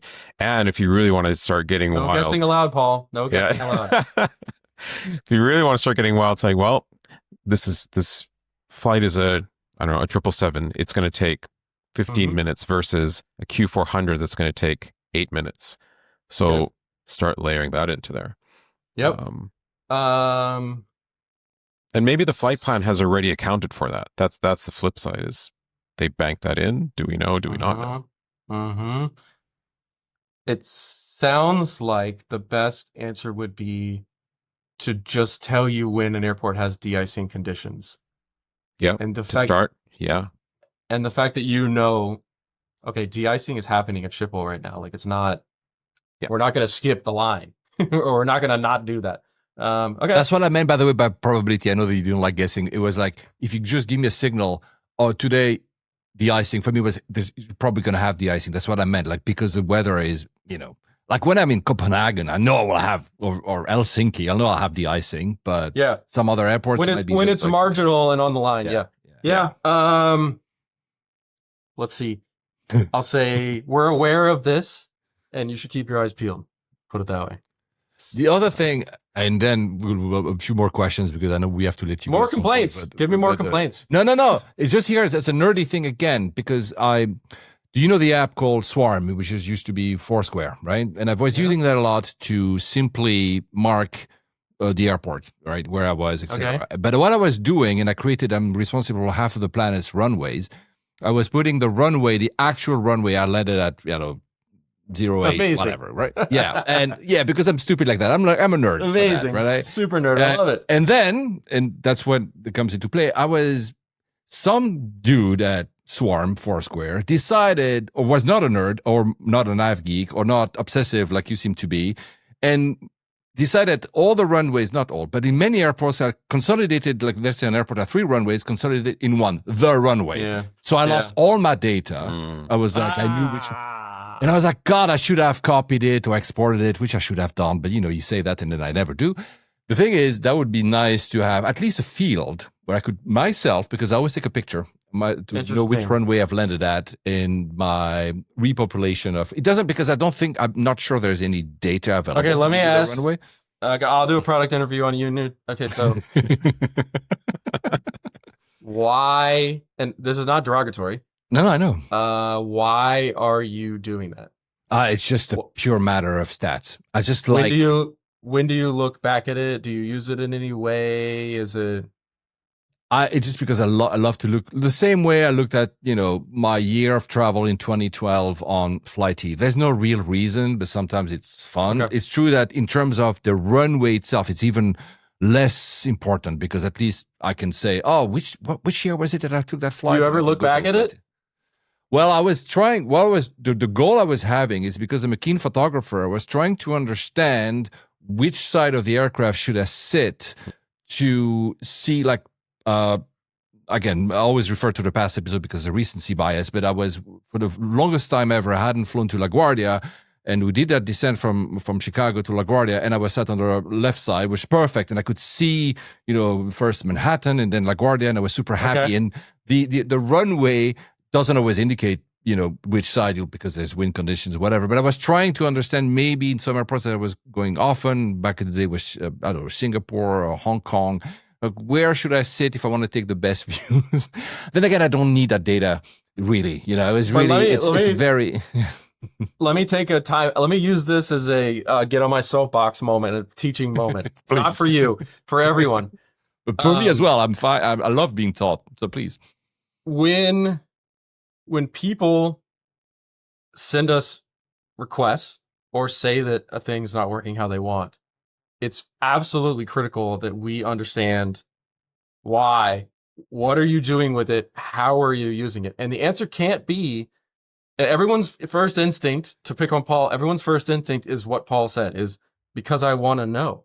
And you have to push past that. You have to say, but what, and but what? But sometimes that is the answer. Sometimes it's, I'm just a nerd and I want to know. But if you keep digging and it's like, I want to know what side of the aircraft to sit on to see city views, then as a product person, it's my job to say, okay, his actual problem he's trying to solve is, what side of the plane should he most likely book his ticket on to most likely see city views? And that's completely different than... Agreed. You're right. You need to keep track of the runway. So the two things I know. That's what people always say. Me. So the two interesting things here is, for like people who have never thought about products before, people never tell you the end thing. They always say the beginning, like, I want to know the runway number, and you have to work your way to it. And the second thing is, when people write in, if you have a request or an issue, sometimes you'll see services or apps, and hopefully we do this, we'll say, okay, tell us more about that. Like, how did you use that? When would you use that? And another good one is, what do you do now? Because you don't have this in Flighty, what do you do now instead? And that'll sometimes get people to come around to the real reason. So our last statement on my soapbox is, when you ask for something or complain about something, try to give us the context of how you would use that and when you would use it. Because now, like, in my head, I know some stuff we're working on and some ways that we could approach how to tell you which side of the aircraft is most likely to give you better views that have nothing to do with runways. The runway, yeah. So, but I know you still want runways. No, it's just, that's a pure, but I know I'm probably 001 point, and I'm not, diminishing my point, but I know this is like a ultra geek. You should see that Google spreadsheet, man. I had like 25 columns of the actual departure time, like, now you saw. I've seen way too many. No, I'm sure. And it's silly. It makes no sense whatsoever, right? But it's actually just easy. Like, we have the ADS-B and it ends on 16L. Like, just capture and send it. So is there, because maybe we'll ask a few more light questions, but is there like a disruption? Because you see a lot of delays. You see, you integrate all these data. Is there a disruption that is the most underappreciated by passengers? Like, you see stuff, you're like, there's no way there's no delay here. And you already know, maybe your algorithms, your AI knows it, or it could be, crew legality, because I don't know if you integrate that crew legality. Can you integrate that? Or aircraft rotation, of course, ATC flow control. I mean, ATC flow control, you have like a predicted delays, which are pretty good. But is it like something that is underappreciated that people do not really like the flying public? Maybe not us here, the three of us, but is there something you realize that people are not appreciating? That's a good question. The first thing that comes to mind is rain versus wind. People think oh, it's raining at the airport, that's going to cause delays. And we know that a lot of times, sometimes that doesn't do anything. Um, and wind, if it's in a certain direction, is no big deal. If it's 90 degrees the other way, it's everything's basically going to stop. So I don't think people have any idea about that. You know, you'll get people that live in certain airports that know, but the Yeah. public doesn't understand that high winds is a problem. You don't really, it sounds dumb for people that understand it, but rain's not really a problem. Wind is the problem. That's the first thing that comes to mind. I think Or maybe I'll do it what another way. If you have like in your data again, don't have to say the secret sauce, and then I'll leave you, Vino, to ask a question. I think you have one. What is the earliest operational signal that tells you already? You know what? This is doomed, or this is super delayed. Like on the whole list, like because we at some point, because you want to have certainty, you tell us, oh, this. I mean, you give us like some update, like it's delayed by 4 hours or something, or. But is there like for you like something that every time, not every time, but like most likely when you see it, you're like, well, you know what, this means nah, it's not happening. You cannot maybe tell us at this point because as the app you want to have certainties. You cannot just say, hey, forget, don't even go to the airport because you cannot do that. But do you see one? There's a lot of small ones, and this is something that hopefully AI can help us get better at. But you see stuff like, let's say it's Qantas to Dubai, and you know that they use the same plane to do the back and forth, but there's a 12-hour overnight because the crew sleeps in and they come back. Well, it may be 6 hours late.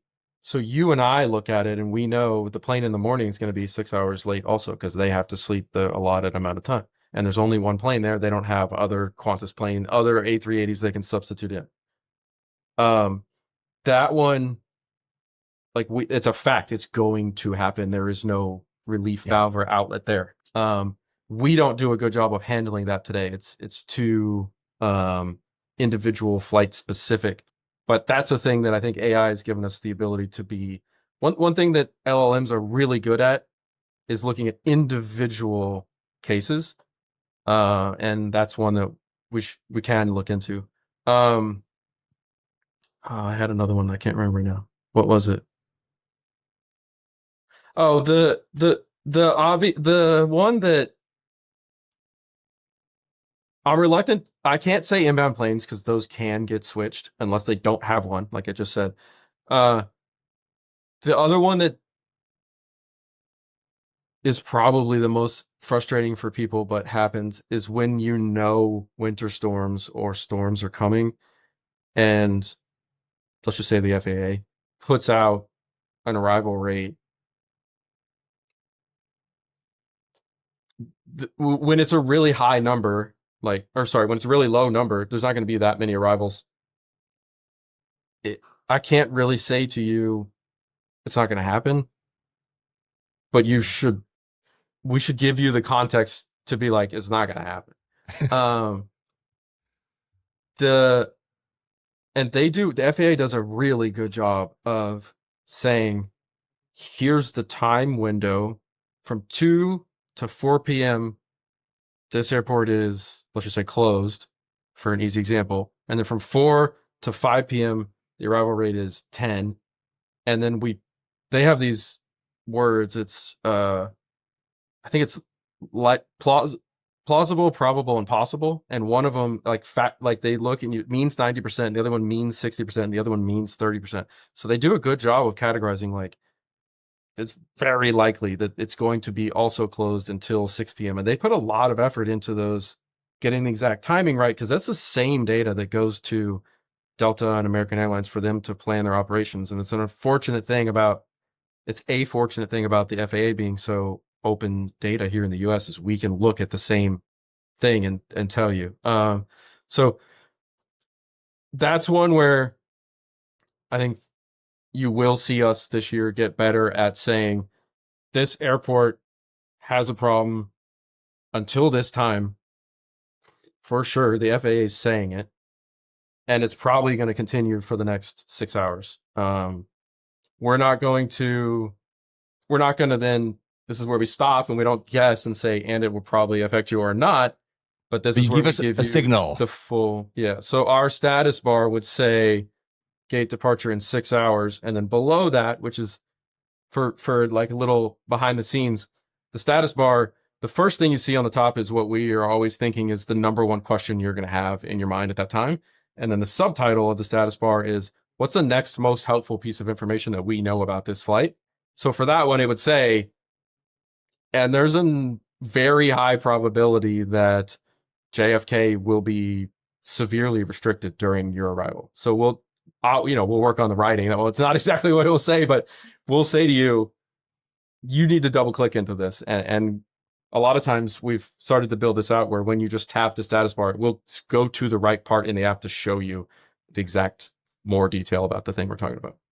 Vinod, do you have a question? Yes. Product wish list, please. Yeah, please. With the demise of our friends at Seat Guru, is there any appetite to now start integrating seat maps by type? Because I know you obviously can put your seat and the type of seat, but I don't think it sort of links up exactly. Because I think that would be something, another geeky mappy thing is to say on a 777, I seem to always sit in this zone, or maybe you don't care, you're just all over the place. What did you use SeatGeek for, or Seat Guru? Sorry. What did you use Seat Guru for that you are missing now?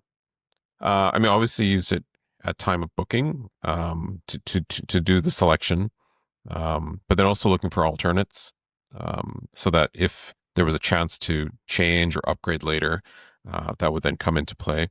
And then what I do now, we'll keep going with the Air Canada app because that's one of the ones I use quite a bit, is I'll look at who's on standby, even though I'm not on standby, but who else is on standby, who's bidding for upgrades, and then looking at the seat map, especially if the seat next to me is empty. And I'm trying to sort of do this prediction, like, well, it's a pretty empty flight. It's going to stay empty. Yeah, all the standbys will get on and all the upgrades will move around. But if it's like a chocker block full, I want to see if is my life going to be disrupted from my original plan? Or is there an opportunity to improve my flight based on the data that I'm seeing? Knowing the layout of the plane. And again, someone like myself and Paul, and probably yourself, we know our planes, we know general configurations, but some airlines are kind of funky and have things that we don't know. We're flying on something that we don't know, or just for the not so frequent traveler might be a nice feature. Yeah. We noticed Seat Guru died as well. It's unfortunate. There's a couple decent alternatives out there, but I agree with you that much more could be done in that arena, and it'll just be a question of if it rises to the top. But talking to people and hearing from people that that's a thing that you want is super helpful. And to hear, and the reason is because I also look at alternates. Like that's not, I don't think maybe that's obvious to you, but I don't think that's a typical answer, and it helps us to understand what exactly would we be building for. So yeah, it's on our radar. I don't know if it'll get to the top of the pile. I mean, eventually it will. I don't you have to have priorities, of course. Yeah. I'm also banned by the team from giving time estimates. I'm no longer allowed to say 3 months, 6 months, 12 months, because it's just product. It's product development, man. You never know. It's always triple what you think. See, we don't have a lot of time because I think you both have to drop us soon. Maybe one question: what's the hardest problem you have to solve currently? Oof. Unsolved, or like that we solve right now? No, either that you are solving right now, but that could be an announcing a product or a feature you don't want to say. But maybe like, is there something that is really hard that keeps you awake at night? Like in the, it could maybe not. We could not even see. We could not even see it ourselves because the app just works. It is very difficult to tell you to provide that subtitle of what's the most impactful thing to your flight right now. We have these huge matrices of in Figma, which is our design software, of like every single stage of a flight. When it's 10 hours before, when it's 4 hours before, when it's right before departure, when it's right before departure but you're late, when it's right before departure but the airport has a problem, of what to show you at any given time. And it's, you look at it, I look at it, and I think like, oh yeah, of course. And then every once in a while you look at it and you're like, that's moronic. Like, that's not the real problem. This other thing is the problem. But it's, we have, I think it's literally like, I think it's 3,000. I think it's a Pretty good. Yeah, I don't see it the much. second line is good. I think it's 3,000 states. So it's whatever the X and Y axis is to come up with that. And most of them are hand done of, if the inbound plane is late, but your flight's already delayed, but it's still not going to have enough turnaround time. And the airport has a delay. What do we say? And there's all these parameters for, okay, we want to, and if you've seen this before, you know what I'm talking about. It says further delay 23 minutes. Yeah. To articulate to you that it's different. And then we'll say, because the inbound plane still needs more time to turn around. But there's the scenario too, where the inbound plane is 4 hours late, but your flight's already 6 hours late. So it's not going to happen. So and then we'd have to tell you then, your inbound plane is late, but it's okay. It's not going to cause further delay. And all those. It happened to me at one connection where suddenly I got the Wi-Fi again, and the first leg was late, and I was already tight, and I immediately opened it. I was like, overlap. There's no way. It's like, you guys. I mean, I knew it was nice to see, like, that's not the word you use. Be like, yeah, you're effed. I'm like, yeah, well, I am. Let's go to a lounge or something. The connection assistant is an interesting one, because what you're talking about is that little bar that tells you, is your connection like relaxed or normal or yeah. And it's very useful. We had interesting discussions about, like, what do we do if it's 0? Can we say, like, when it's negative 30, like, what do we say? Can we be funny here? And we decided against it. With you guys at 4, which of course means it was like, it would have been fun to have like a little bit like we see negatives joke. I'm sure. Yeah, but because that when you're 4, you don't even stress because you missed it. It's one of these times when you're like 20 or 30, you're like, can 19, I make it? You're like, yeah, exactly. I love the color bar that goes with it. Like, I got one coming up, and it's just like, thank you. It's tight. Yeah, mine, you're tight.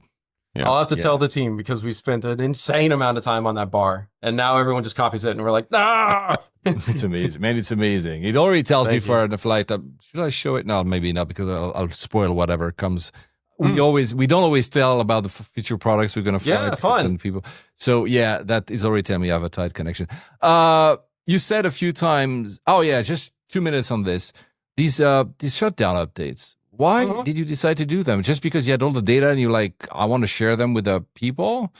Or because they were great. They're amazing. For context, guys, during the shutdown, Flighty on X, Twitter, was giving, like, at some point you're like, it's close to meltdown. Delta is nearly over, but in meltdown, but UA is still okay. And I was like reading that because I was flying UAs. And that was amazing, man. The service you get, it gives you a lot of course, marketing as well, because people picked up on that. But why did you start it? Just because you love the data? So we saw it happening, and this is maybe my critical flaw as a human. I was like, no, I have to understand this more. Why is no one? I was out there looking for, someone's got to be breaking down these airlines and explaining it, and I was just too curious, and I couldn't stop myself. So we actually didn't have a decent amount of the data. We had never looked at it from a percentage of whatever Delta's flights that are delayed. We'd never checked it from that point of view. So building that view is something we had to do. And at the beginning, first 2-ish days of me tweeting it, we were doing a lot of it manually and just adding up the numbers. And then your screenshots were clearly a Google spreadsheet. Yeah, it was just a Google spreadsheet. And what I was doing, for people that didn't see it, was each airline, had it wasn't by airline, actually. It was by airport. They had a mandate of, let's say, cancel 6% of flights. And airlines themselves, when you start canceling when the percentage of flights gets to a certain point, it becomes, irrecoverable, and that's what people call a meltdown. And that number is somewhere around 15 to 20% cancellations and like 40 to 50% delays. And some people were getting frustrated with me on X of saying, man, Delta's getting close, because they thought I was like being fear-mongery, but it really is like once you hit that tipping point, it just happens. And then they have to do a 2-day shutdown where they do this thing where they reset the whole network. And, you know, we saw it with Southwest 2 or 3 years ago, and Delta did it, 4 years ago. And based on all the research I've done, which is every single meltdown for the past 50 years, that number is around the 20% mark. And I can't tell you exactly when it's going to happen. But I was just giving people on X what I would say to a friend who was sitting next to me who was on those. And yeah, it went crazy. I think our Twitter following went from like, I think it was like 10,000 and now it's 40,000 over the case of a week. It was unbelievable.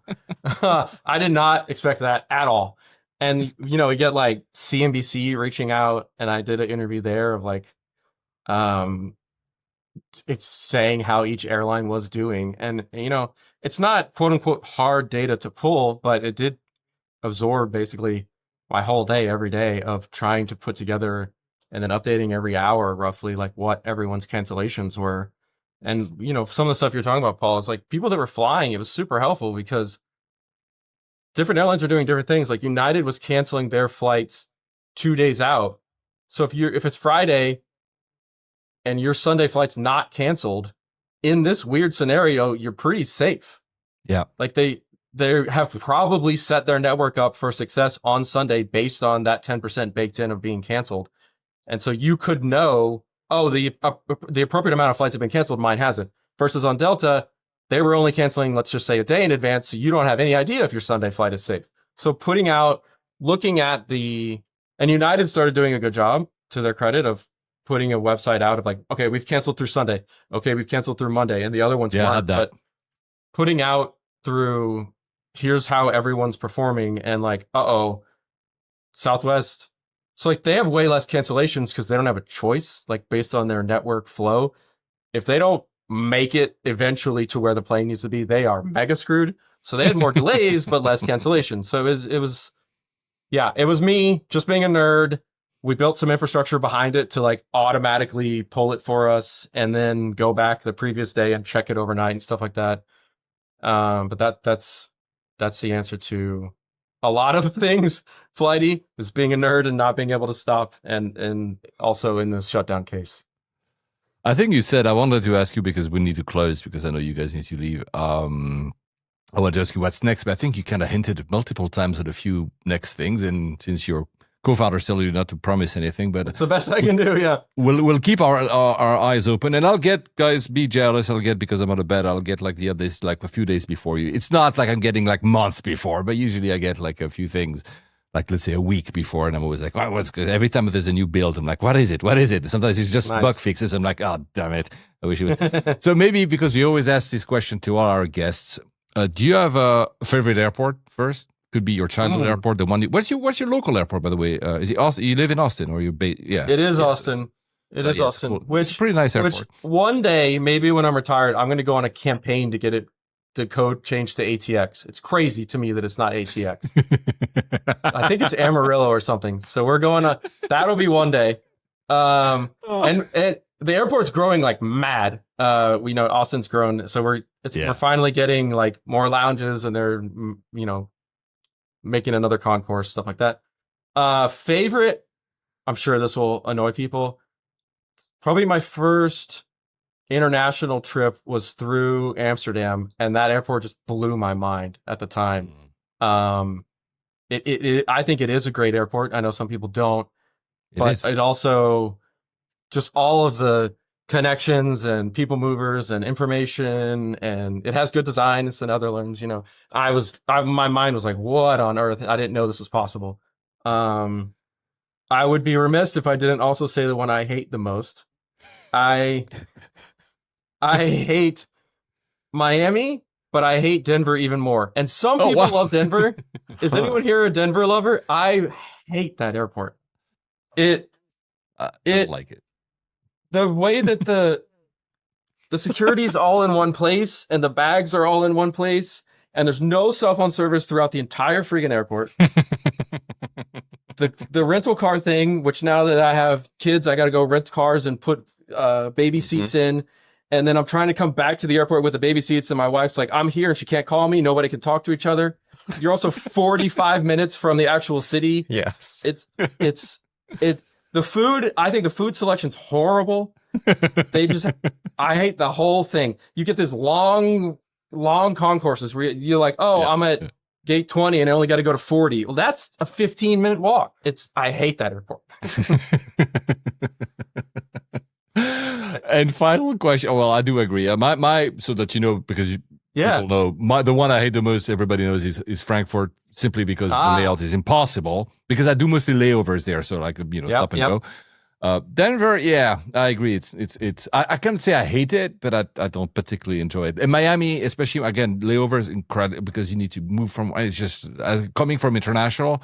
My God, the US is always often not, and I understand, not set up for these coming international, transferring to being domestic. Anyway, I think they've, just while we're on this, because I love hating on things.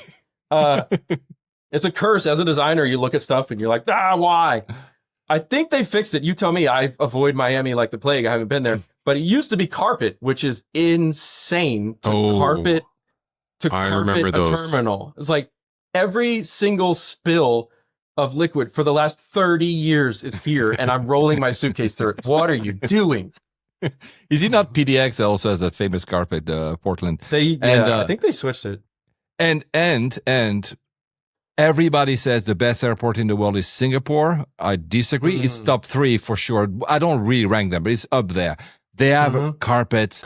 I hate carpets because I understand for the noise abatement thing, but everything you try to drag is slowed down, and I just don't like. I'm with you, man. I hate carpets in airports. Don't put carpets in airports. Do you have a favorite maybe flight memory? You can do one you love and one you hated, but you have it doesn't have to be an air. I'm not talking about an airline, but like maybe the first flight you took as a kid, or like maybe the one you took to Amsterdam, or is there like one that really, for some reason, evokes something in you? Yeah, it was probably my first international business class flight. That's always. I think we were going to Zurich, and it was for my wedding. We got married in Gimmelwald, outside of Interlaken, since you're a Swiss person. Yeah. I'm Swiss, by the way, right? So I'm like, wow. Okay, wow. That's a lovely place. And I think that was the first time I'd flown in business, especially international. And I believe it was United, or it was someone at the time who did the Sunday cart. And it was like, it blew my mind to have ice cream sundaes in business. And my wife ate way too much of it and felt terrible for like 6 hours. It was just one of those things you remember. Did you remember Zurich Airport at all? Not because really. As a designer, I do. Oh yeah, I do. As a designer, it's silver and white and glass. Yeah, and the gates and very boxy.